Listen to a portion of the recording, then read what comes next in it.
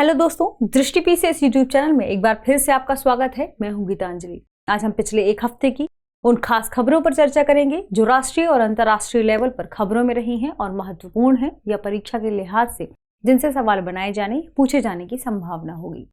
तो आइए आज के एपिसोड की शुरुआत करते हैं। आज का हमारा एपिसोड है स्पेशल करंट अपडेट्स, पिछले एक हफ्ते की सभी खास खबरें। तो आइए एपिसोड के पहले सवाल को देखें। पहला सवाल है, कॉमनवेल्थ गेम्स 2022 का आयोजन किस देश में किया जा रहा है? ऑप्शन है भारत, ब्रिटेन, ऑस्ट्रेलिया या दक्षिण अफ्रीका। तो इस सवाल का सही जवाब है ऑप्शन बी, ब्रिटेन। यानी कॉमनवेल्थ गेम 2022 का आयोजन ब्रिटेन में किया जा रहा है। यदि भारत के संदर्भ में बात करें तो भारत ने इसमें 26 पदक हासिल कर लिए हैं, जिसमें 9 पदक स्वर्ण हैं, 8 रजत और 9 कांस्य। बात करें कॉमनवेल्थ गेम्स की तो ये अंतर्राष्ट्रीय लेवल पर बहुत सारे गेमों के या बहुत सारे खेलों का एक आयोजन है। इसे एक समावेशी बहुखेल प्रतियोगिता के रूप में भी जाना जाता है क्योंकि इसमें लगभग सभी वर्ग के खिलाड़ी इसमें शामिल होते हैं। बात करें कॉमनवेल्थ गेम्स की कि ये पहली बार कब खेले गए थे तो वर्ष 1930 में पहली बार इनका आयोजन हुआ था। और कहाँ हुआ था? कनाडा में हुआ था। कॉमनवेल्थ गेम की बात करते हैं तो आगे बढ़े। यदि कॉमनवेल्थ गेम्स को जाने कि इसका जो नाम है वह पहली बार क्या था और फिर कैसे समय के अनुसार इसका नाम बदलता गया, तो वर्ष 1930 से 50 के बीच इसे ब्रिटिश एम्पायर गेम के रूप में जाना जाता था। वर्ष 1954 से 66 के बीच इसे ब्रिटिश एम्पायर कॉमनवेल्थ गेम्स के रूप में जाना जाता था। वर्ष 1970 में इसे ब्रिटिश कॉमनवेल्थ गेम के रूप में जाना जाने लगा। लेकिन फिर बहुत सारे देशों के बीच में आपसी सहमति हुई क्योंकि इसमें जो पार्टिसिपेशन होता था वह बहुत कम ही देशों का हो पाता था क्योंकि खास देश का नाम था इस गेम में। तो और भी देशों को इसमें शामिल करने के लिए और भी देशों के खेलों को और उसके पार्टिसिपेशन को या उनकी भागीदारी को बढ़ावा देने के लिए इसका नाम वर्ष 1974 के बाद कॉमनवेल्थ गेम्स रखा गया और तब से यही नाम उनका चर्चा में है और यही इसी नाम से इस खेल का आयोजन किया जाता है। तो बात करें यदि सवाल के सही जवाब की कि यह गेम अभी हाल ही में जो 22वां इसका संस्करण चल रहा है, कौन सा 22वां इसका जो संस्करण चल रहा है, उसका आयोजन कहाँ किया जा रहा है? तो ब्रिटेन इसका सही जवाब है। बर्मिंघम में इसका आयोजन हो रहा है और भारत की पदकों को लेकर स्थिति अभी यह है। तो बढ़ते हैं अगली खबर की तरफ। अगली खबर है, इसरो द्वारा लॉन्च किया जाने वाला लघु उपग्रह प्रक्षेपण यान कितने वजन का सैटेलाइट ले जा सकता है? ऑप्शंस हैं 400 किलोग्राम, 500 किलोग्राम, 600 किलोग्राम या 700 किलोग्राम। इस सवाल का सही जवाब है कि अभी इसरो द्वारा जो लॉन्च किया जा रहा है लघु प्रक्षेपण यान, यह 500 किलोग्राम तक का पेलोड या सैटेलाइट ले जा सकता है और अभी इसका प्रक्षेपण किया जाएगा। और इस प्रक्षेपण के साथ ही इसमें कुछ सूक्ष्म सैटेलाइट भेजे जाएंगे। इस सूक्ष्म सैटेलाइट में एक सैटेलाइट शामिल है भारत का ही आजादी सेट, जैसे भारत की विभिन्न स्कूल के विद्यार्थियों ने लगभग 705 छात्राओं ने मिलकर बनाया है और इसे इस सैटेलाइट के जरिए अभी भेजा जाएगा। यदि इस 500 किलोग्राम के पेलोड की बात करें तो लघु उपग्रह प्रक्षेपण यान इस 500 किलोग्राम के पेलोड को पृथ्वी की निचली कक्षा तक ले जा सकने में सक्षम है। इसके अलावा यह ड्रॉप ऑफ्स करने में भी सक्षम होगा, यानी विभिन्न सूक्ष्म जो उपग्रह हैं इन्हें ड्रॉप ऑफ्स करने में भी इसमें पारंगत है। तो यदि बात करें कि कितने किलोग्राम का पेलोड ले जा सकता है ये, तो 500 किलोग्राम इसका सही जवाब होगा। बढ़ते हैं अगली खबर की तरफ। नौसेना की महिला अधिकारियों के दल ने किस राज्य में डोर्नियर 228 विमान पर पहला स्वतंत्र समुद्री निगरानी मिशन पूरा किया है? सवाल पूछा गया है किस राज्य में यह मिशन पूरा किया गया है और यहाँ पर महत्वपूर्ण क्या है? नौसेना की महिला अधिकारियों द्वारा यह मिशन पूरा किया गया है। कर्नाटक, महाराष्ट्र, गुजरात या केरल? तो इस सवाल का सही जवाब है ऑप्शन सी, गुजरात। यानी अभी हाल ही में गुजरात में यह मिशन पूरा किया गया। क्या है इस मिशन का नाम? क्या था? स्वतंत्र समुद्री निगरानी मिशन। इस मिशन को भारत की नौसेना की महिलाओं द्वारा ही पूरा किया गया है। तो कहां पर? Option C, Gujarat. और यदि सागर पूछा जाता है तो अरब सागर इसका सही जवाब होगा। बढ़ते हैं अगली खबर की तरफ। अगली खबर है, हाल ही में वर्ल्ड कॉम्पिटिटिवनेस ईयरबुक 2022 किसके द्वारा जारी की गई है? ऑप्शंस हैं विश्व आर्थिक मंच, विश्व व्यापार संगठन, विश्व बौद्धिक संपदा संगठन या प्रबंधन विकास संस्थान। इस सवाल के सही जवाब की बात करें कि वर्ल्ड कॉम्पिटिटिवनेस ईयरबुक 2022 का विमोचन या इसे किसने जारी किया है, तो ऑप्शन डी इसका सही जवाब होगा, यानी प्रबंधन विकास संस्थान द्वारा इस ईयरबुक को जारी किया गया है। इस ईयरबुक को जारी करने का मुख्य मकसद सभी देशों के बीच प्रतिस्पर्धा को देखना, विभिन्न देशों के बीच प्रतिस्पर्धा किस लेवल पर पहुंच गई है और डिजिटल प्रतिस्पर्धा कहां पर है अभी, इसके बारे में डिटेल से जानना और बताना इसका मुख्य मकसद होता है। तो यह किसके द्वारा जारी किया जाता है? प्रबंधन विकास संस्थान के द्वारा। आपको कमेंट सेक्शन में बताना है कि यह किस वर्ष से जारी किया जा रहा है, यानी IMD ने वर्ल्ड कॉम्पिटिटिवनेस ईयरबुक 2022 जो अभी जारी किया है, यह इसे पिछले कितने वर्षों से जारी कर रहा है। बढ़ते हैं अगली खबर की तरफ। अगली खबर है 36वें राष्ट्रीय खेलों का आयोजन किस राज्य में किया जाएगा? ऑप्शंस हैं गुजरात, दिल्ली, असम या कर्नाटक। इस सवाल का सही जवाब है ऑप्शन ए गुजरात, यानी 36वें राष्ट्रीय खेलों का आयोजन गुजरात में किया जाएगा। इस खेल के आयोजन के लिए गुजरात के विभिन्न शहरों को, जिनमें 6 शहर शामिल हैं, इसको चयनित किया गया है और यह आयोजन 27 सितंबर से 10 अक्टूबर के बीच किया जाएगा। यदि पूछा जाता है कि 36वां जो राष्ट्रीय खेल आयोजित किया जाएगा उसे कौन कौन मिलकर कर रहा है, तो इसमें गुजरात सरकार, भारतीय ओलंपिक संघ और गुजरात राज्य ओलंपिक संघ, इन तीनों के बीच समझौते पर हस्ताक्षर किया गया है और यही तीनों इसके आयोजन का मुख्य कार्यभार देखेंगे। इस आयोजन में यदि बात करें कि इस गेम की ये 36वें जो राष्ट्रीय खेल आयोजित किए जा रहे हैं, इसकी थीम क्या रखी गई है, तो इसकी थीम है सेलिब्रेटिंग यूनिटी थ्रू स्पोर्ट्स। ये इस बार की थीम है और यहाँ पर गुजरात के जो गिर के शेर हैं उसके एक चेहरे के एक फेस को लेकर इसका लोगो तैयार किया गया है, जिसमें स्पोर्ट्स स्पिरिट को भी दिखाया गया है या दर्शाया गया है। थीम हमने चर्चा में देखी, सेलिब्रेटिंग यूनिटी थ्रू स्पोर्ट्स इसकी थीम होगी।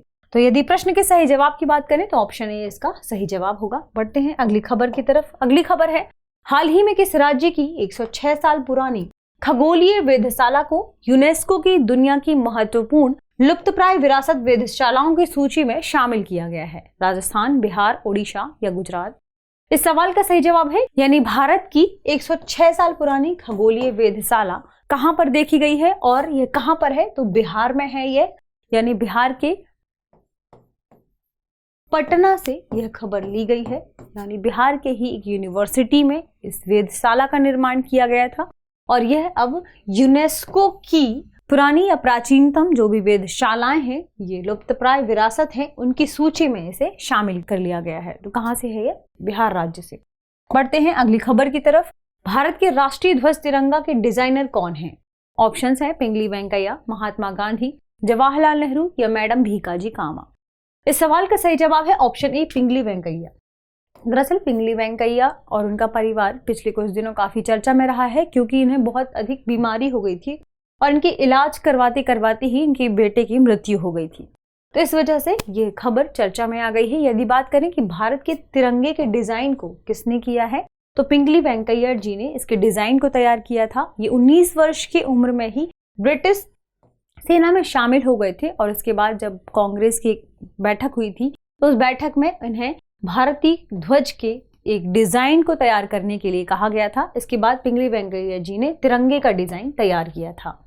बढ़ते हैं अगली खबर की तरफ। अगली खबर है हाल ही में चौथे ONGC पैरा गेम्स 2022 का उद्घाटन कहां किया गया है? ऑप्शन है हैदराबाद, नई दिल्ली, लखनऊ या चेन्नई। तो इस सवाल का सही जवाब है ऑप्शन बी नई दिल्ली, यानी ONGC पैरा गेम्स 2022 का आयोजन नई दिल्ली में किया गया है। इस आयोजन का मुख्य उद्देश्य इस पूरी संस्थान में जो भी पैरा खिलाड़ी हैं उनको आपस में एक साथ लाना, उनके बीच में सहभागिता को बढ़ावा देना और मुख्य रूप से इन सभी के बीच सहयोग को बढ़ावा देना इसका मुख्य उद्देश्य है।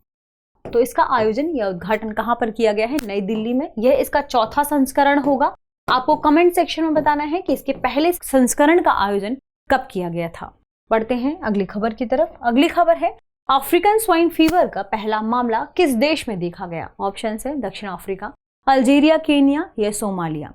सवाल का सही जवाब है कि अफ्रीकन स्वाइन फीवर का पहला मामला ऑप्शन सी केन्या में देखा गया था। तो यदि इस सवाल के सही जवाब की बात करें तो केन्या में इसका पहला मामला देखा गया था।